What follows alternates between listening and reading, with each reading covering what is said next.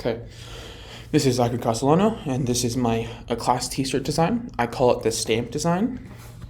Inspiration for the design concept. The design represents a misplaced stamp of a word and gives off a slight 3D effect or error, and this brings in color and detail. What considerations were involved with the design? The 80s and a stamped word, and then brightness and colors, just to give it more of an 80s vibe. Typography.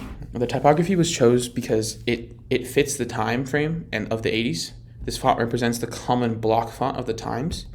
This font is blocky enough to give off a outer shape of an outline. It is slightly 80s and futuristic enough to flow.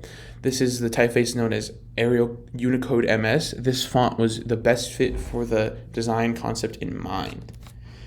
Elements within the design. The reasoning for the straight and slanted design. The slanted pieces are in place because when you put them behind, they give off like a 3D effect, like which one's in front.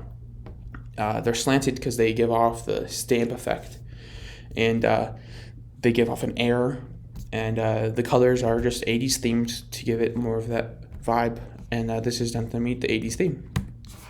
Color choices. These colors were chosen because they're neon and like there's very 80s.